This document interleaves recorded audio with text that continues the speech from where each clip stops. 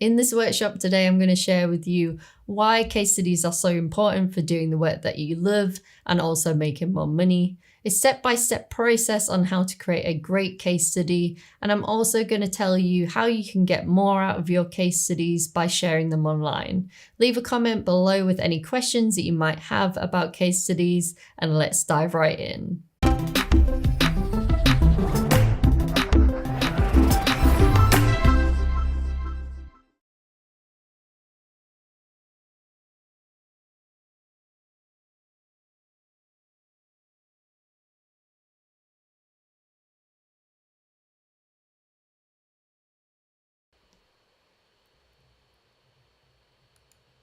Hello everybody, and welcome to this live Motion Hatch case study workshop today. So if you're here, give me a hey in the chat so that I know everyone can hear me and see me clearly just before we jump into this one. So let's just say hey and where we're from in the chat today. I'm just checking a few things. I think that we had a slight shift on the video that I played at the start of this live, so apologies for that. But let's shoot over to the presentation. So hi Brendan, hi Beck, hi Mahmood, nice to see you all here today. Currently working all the way in Germany. Nice, nice, awesome. Well, please introduce yourself, say hello in the chat just while we jump over to the presentation. So I'm not going to be monitoring on the chat, but we have the lovely Sam monitoring on the chat, so she can drop any links in there that I discuss, and also she'll be collecting your questions for the end as well. Hi Tyler. Cool, awesome. So let's get going. And always remember, if you miss the beginning, you can watch the replay as well. So let me know if any of you can relate to this. You're not sure how to get higher paying clients doing work that you love. You're stuck in a cycle of low paying work.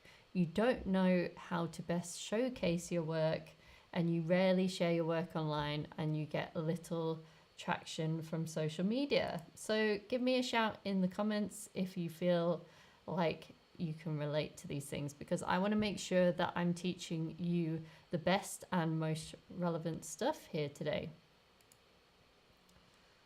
So let's go through what you're going to learn today on this workshop.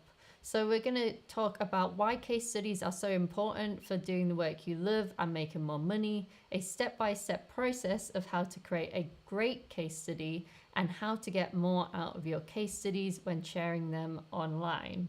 So make sure you stick around all the way to the end of this workshop, because I'm going to show you how to repurpose your case studies and get more out of them, because I know it can take a little bit of time to create these, so I think it's really good to make the most of them to help you to get more clients. So like I said just before, if you want to just pop in the chat today who you are, and also a little bonus question: if we could do this workshop together anywhere around the world, where would you choose for that to be and why? So I'll go first. I'm Hayley. If we haven't met before, hello, it's lovely to meet you. And I am the founder of Motion Hatch. And I think that if we did this workshop in person, I would love to do it in Croatia, because I think it's a lovely, lovely place. And it would be really nice to do it in, you know, where there's a little bit of sun. So I think that would be great. I'd love to hear from all of you in the comments as well, where you would like to do this. I'm just going to have a look at the chat. I want to say hello to James. So yeah, pop it in the comments where you would like to do this workshop today. So let's keep rolling through this. So like I said earlier, you can ask any questions, of course, and I'll be happy to answer them, but I will be answering them mostly at the end. Whilst I'm going through the presentation, I won't be addressing them, but Sam is collecting them from the chat, so do not worry, do not fear, your questions will be answered at the end. And if you're watching the replay, of course, please put your questions in the comments below the video and I'll be happy to go in afterwards and reply to you there. So give me a yes in the comments if you're ready for this workshop today. Are you feeling excited? Please let me know. It's always great to get feedback from the live audience. So I'm not currently seeing too much from the chat, but I imagine that's because you're a little bit behind where I am. Awesome. Yeah, I can see that you're saying where you're from, and that's really great. Cool. Great. Well, I'm going to continue through, but please do keep commenting and please do keep asking your questions because we would love to answer them all at the end. So let's get started then. Why are case studies important? So when a client lands on your website, they are actually making a split-second decision on whether to work with you or not. So what we need to do is we need to influence them and make that a really easy decision for them to work with us. So if you can build trust quickly with the client, they are obviously more likely to hire you, and that means that you'll have more clients and more money, which I'm sure we would all like. And you can also start to be a little bit more picky about who you work with as well. So all of these things contribute to building trust and showing the value that we provide to the client. So what your role was on the project, obviously showing your process helps to build trust with the client, showing results, and also showing how you work. And of course, probably the most important, testimonials.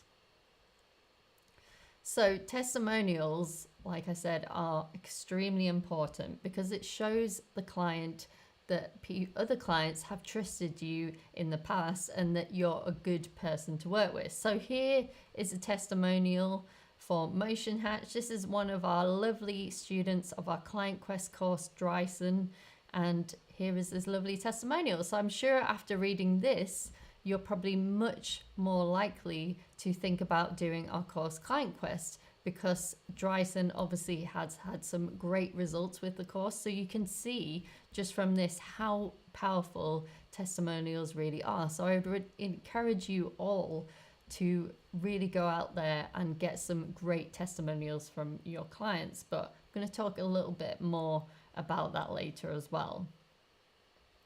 So how do we create a great case study?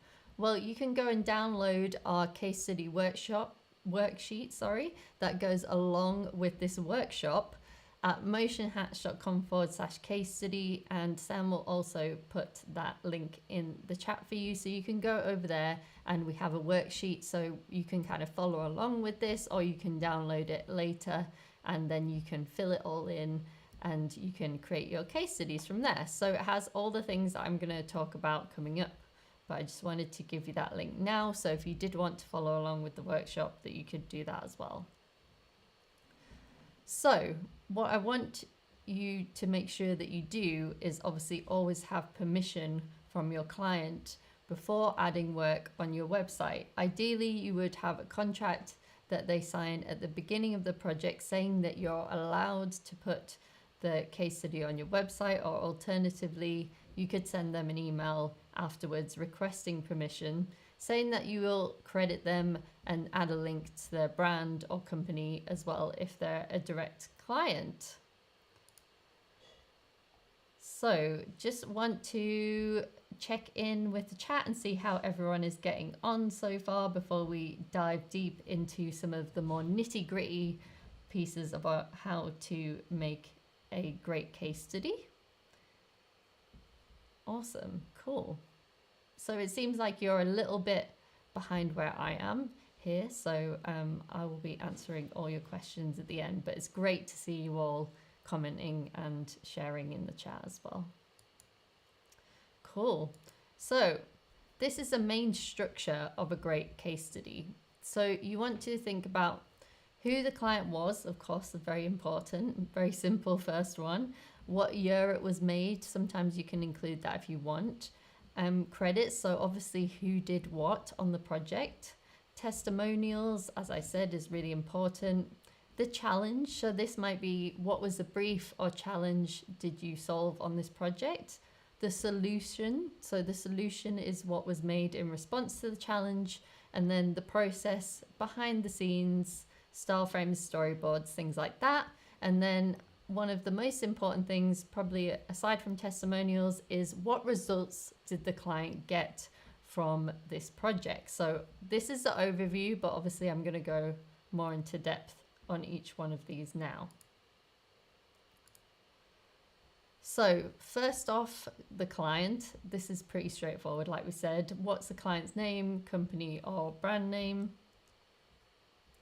And credits, I think that it's really important to say what your role was on a project. So for example, if you don't do this, a client could maybe assume that you did the illustration for an animation when in fact you only did the animation part of the project. And if they're trying to hire you, for example, for this illustration style, they could be a little bit disappointed. And I think that, that means that you lose a little bit of trust. And I think by adding the appropriate credits on your work, you can help you to build more trust, which is what we want our website to help us do. So the challenge is usually the brief that the client gave. So here are some questions for you to help you to write a good kind of intro paragraph for the challenge. So what's the goal or purpose of the video? Why did the client want this video? What results is the video trying to achieve? What is the client looking to say with the video? And what is the client trying to accomplish? So you can usually pull some of these things from the brief, like I said, and this would really help you to create sort of a great intro paragraph. So then we have the solution section. So what did you or the team create for the client in response to the challenge or brief? So I've got an example here saying we created 12 Instagram reels for an eco t-shirt brand. Brand partners and influencers used the videos as part of a marketing campaign to raise awareness for the brand. So this would be what you created as a result of the brief that they gave you. So process.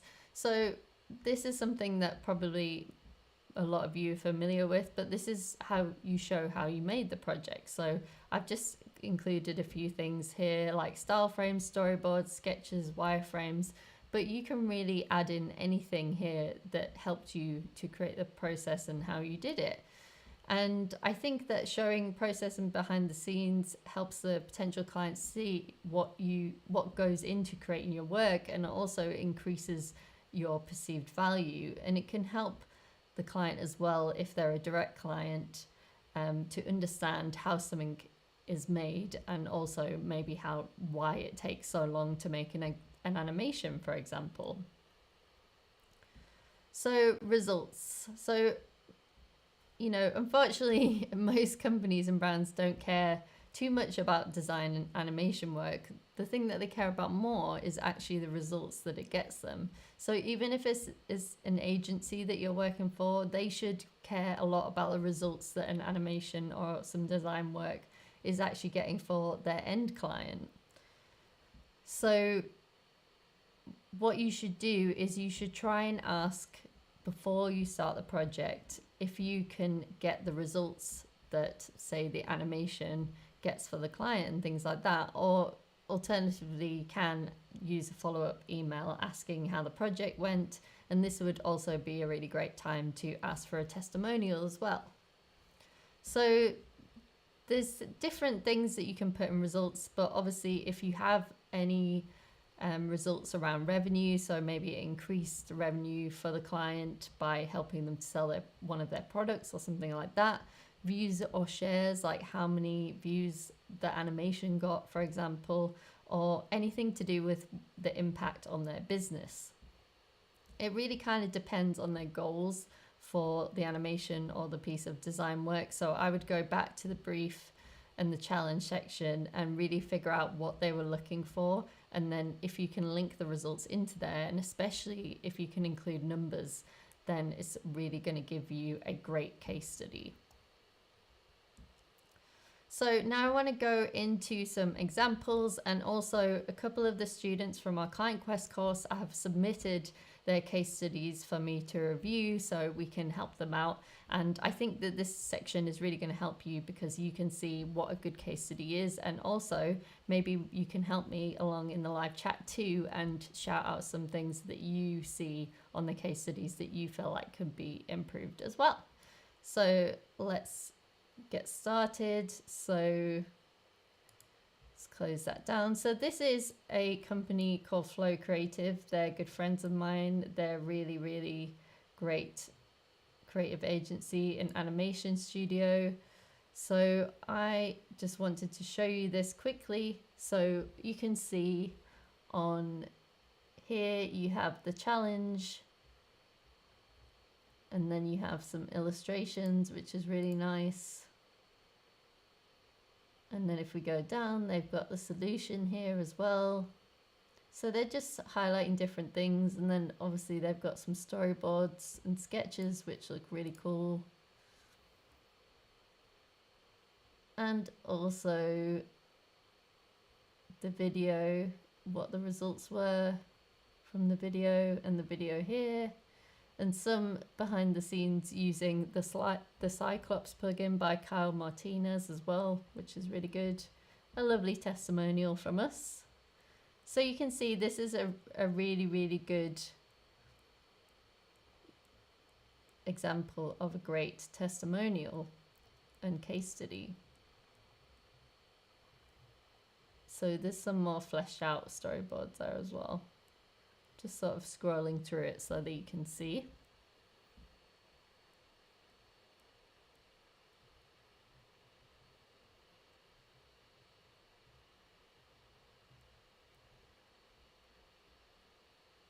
So yeah, so hopefully maybe Sam can pop that in the chat as well. Let's just check back in.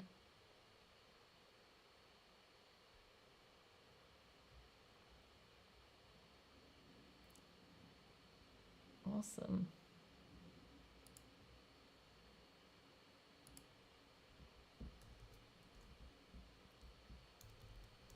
Cool. So if Sam puts that in the chat, maybe you can all go in there and have a look at that later. I'm just checking on how long the delay is.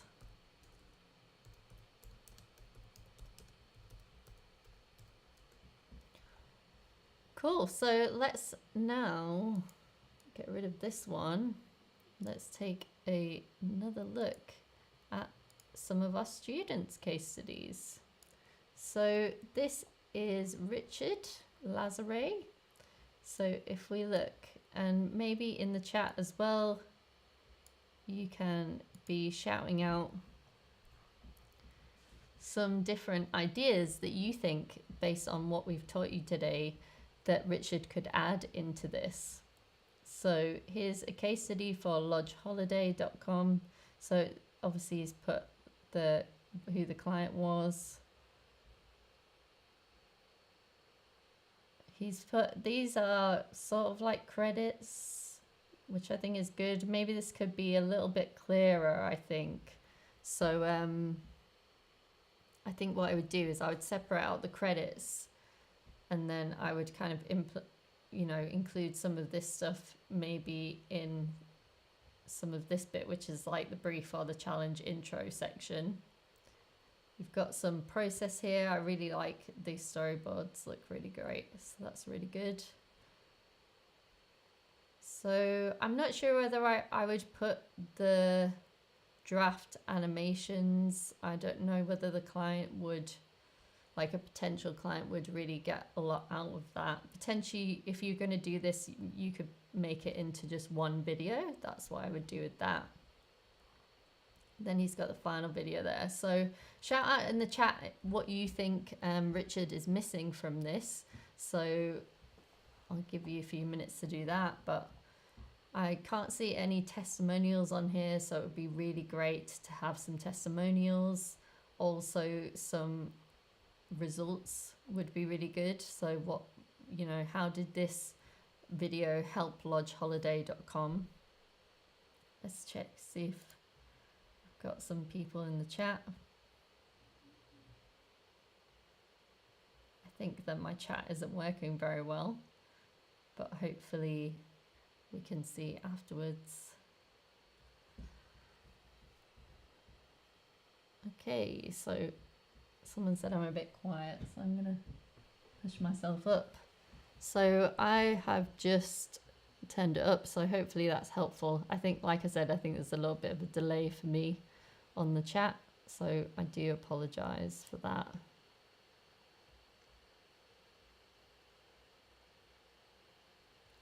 Cool. Okay, so let me just push this one back and then we'll grab another one. Hopefully you're seeing these case studies. Give me a shout if you aren't.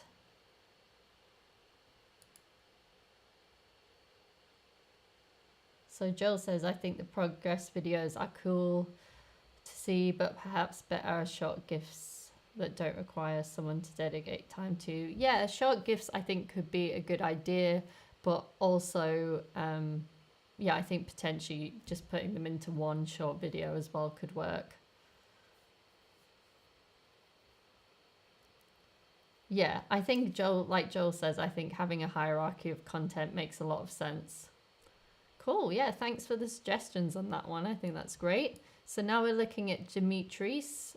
We're looking at his case study. So this was for Bank of Greece. So this is kind of like the first time I'm looking at these as well with you. So it's really good because obviously we can take a look together and we can figure it out together and, you know, give some feedback, and hopefully this is helping you as well with your case studies. So he has a bit of the challenge of what they were trying to do here. Obviously the credits, I like how it's very clear on the credits here. So here is the videos. Okay, and then case study, fintech projects.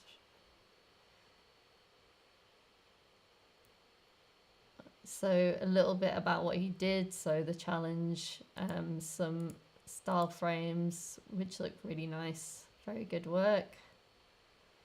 I think that potentially you could... Okay, so that's it. Yeah, so what I would do is I would potentially put these style frames in, maybe either just have these like scrolling ones or like a grid of 4 as well, I think could look really good. And then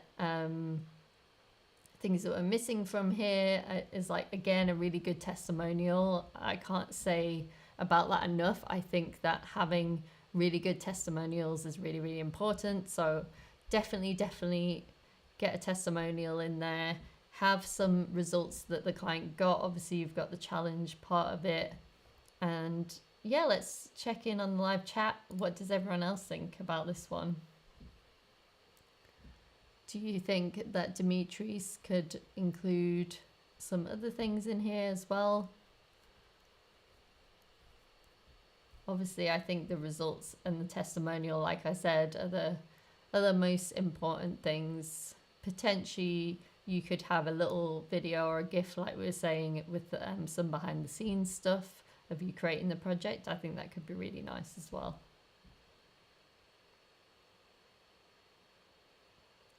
Awesome.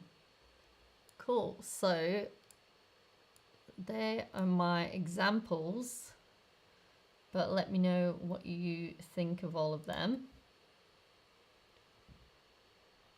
Okay, so let's continue on then. So the next bit is about how to get more from your case studies. So let me just go back to the presentation. So this was a post from our student Lance, who shared this on LinkedIn as part of our social media challenge. And you can join the social media challenge if you would like by going to motionhatch.com/social media challenge and downloading the guide. But in this post that he did on LinkedIn, he broke down the process of his project. And you can see that this post got a lot of engagement on LinkedIn. So you can see, obviously, we've got 15 comments here, and then of nearly like 30 likes. And he's already got quite a few clients from LinkedIn, even though he's not full-time freelance yet. So I thought this was a fantastic post, and it really is a great example of how you can break your case studies down into different posts for social media. So this would be the process section of his case study. So it's literally just one part, but he has created a really, really good social media post out of this, which will help him to get clients. So going back to our case study structure, you could actually get around 4 social media posts from one case study. So let's take a look at how you might do that. So you could create an animation or a video for each one of these explaining in depth, or you could use the copy and the images from your case study if you didn't want to create a video for each section, and then you could repurpose them into these 4 posts. So obviously you've got post 1, I think you would put the challenge and the solution together. Post 2 could be the process, post 3 would be the result, and post 4 would be a testimonial. So I've seen people as well do animated testimonials, which I think looked really impressive and definitely helped them to get more work. So I think this is a really nice idea. So I definitely make a note of this about how you can break this case study structure into different social media posts. So as well, Siri's talking to me, so that's good.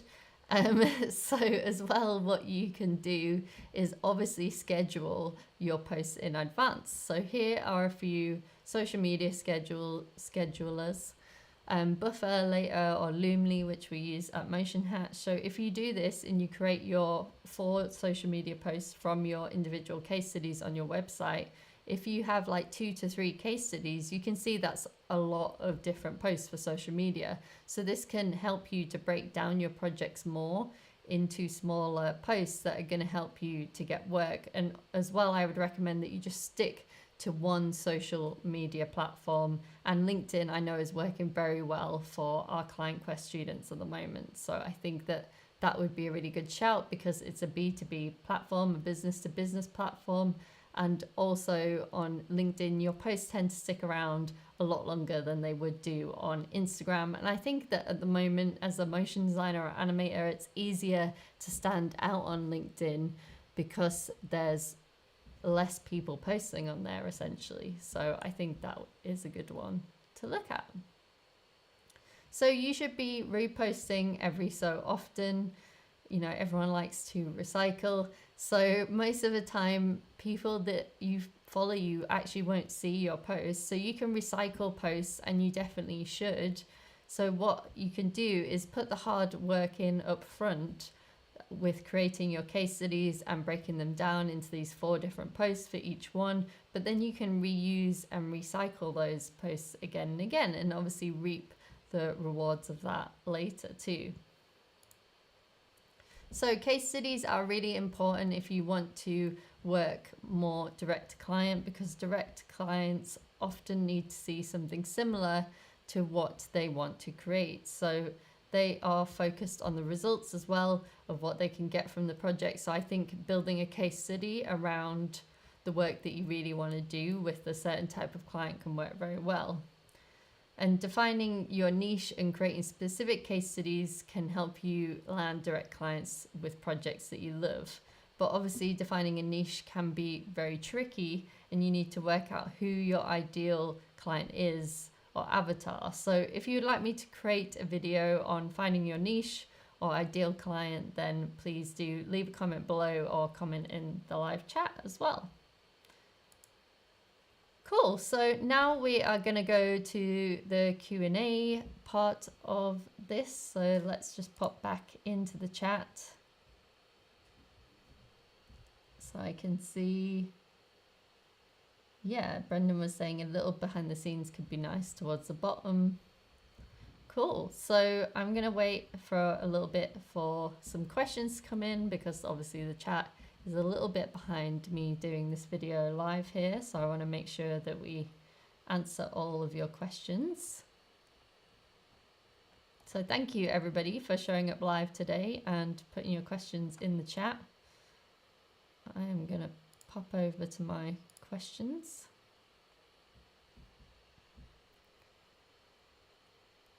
So Beck had a question saying, I'm a 27-year-old full-time motion designer working for an agency. I feel kind of stuck working for a company that doesn't teach me much, and I'm not sure how to break away from it. I think I would think about, Beck, about what you would like to do. So would you like to stay full-time, or would you like to go freelance? Either way, I feel like creating a client tracker or a CRM and looking for different clients online. If you go to, I think it's motionhatch.com/5-day course. I'm sure Sam can provide a link for you, but we have a free 5-day course that shows you how to create a client tracker and how to go and look for different clients and do outreach to them. And you can use the same process as well if you want to get another job, for example. And also I would really recommend LinkedIn. I would update your LinkedIn. I would go to the jobs part and search for a motion designer, because lots of people put motion design jobs on LinkedIn now. And even if you're a freelancer and you don't want a full-time job, it's always good to look at the jobs sections, because then you can see who has a need for motion design, and you can potentially reach out to them and say that you're a motion designer and you'd be happy to help them in the meantime while they look for a full-timer. So hopefully that helps, but I think the 5-day free course would be a good place to start. So I definitely make sure you go and download that from our website. So Lopsang says, what if clients like the final piece but they didn't get the desired result, like views or revenue boost? Yeah, sometimes it's really difficult to get really good hard numbers to put on your website, and then I think in that case, just getting a really good testimonial is probably going to be your best bet. I know that sometimes we aren't privy as designers to the results of a project or their social media reach, for example, and things like that. So I think what I would do is just really try to get a great testimonial from the client. If they liked the project, but maybe it didn't fulfill the exact need, I would go with that instead. Cool. So Joe has a question. Do any of the schedule platforms allow you to tag and mention in the schedule posts? I left Buffer and a few others because it seems to be missing. I think that most of them, as far as I'm aware, allow you to tag and mention in schedule posts. I don't know whether it's changed, because we were using Buffer at Motion Hatch for a long time and we could definitely do that. So maybe check that out, but for sure in Loomly you absolutely can. I'm pretty sure you can in Buffer, and I think that you can in Later as well, and obviously there's like so many more. What I would recommend with scheduling social media stuff is don't think about it too much, what tool you're actually using. It's just the fact that you're scheduling your social media in advance that is the important thing, because obviously that's going to save you a lot of time as well. Awesome. So let me know if there's any more questions. Just checking out the chat to make sure I haven't missed any. So thank you everybody for showing up live today, and make sure you do download our worksheet that goes along with this workshop today to make sure you can have all the details that you need to create great case studies. Sam saying Loomly definitely does. Or it might just be on LinkedIn. Yeah, potentially it could be a social media platform issue rather than the scheduler issues, I would think. But yeah, I'm going to give it a few more minutes because I want to make sure I answer all the live chats today. But if you're watching the replay of this, thank you very much. Please do leave a comment below if you enjoyed this live workshop and you would like me to do more of them. Also, if you have any questions about case studies or anything else about freelancing as a designer or animator, please leave them comments below this video, and I will of course get back to you and do my very, very best to help you. Cool. Okay. Well, if we don't have any more questions today, thank you, Lopsang, for coming live and saying kind words. So thank you everybody for joining us. Like I said, if you're watching the replay, do leave us a comment below this video and I will definitely get back to you. If any of you live have any questions later, feel free to come back, put a comment in below the video and I'll be happy to answer any questions about case studies or freelancing for you as well. And thank you so much everyone. It's been fantastic today to hang out with you live, and do let me know if you've enjoyed this workshop today and you would like us to do more things like this. And make sure, if you haven't subscribed to our YouTube channel already, please do that. We're here every week with a video on a Thursday at 1 p.m. UK time. So if we don't have a video coming out, we will be doing a live. So every single week at 1 p.m. UK time. And thank you very much. I appreciate you all. Thanks. See ya.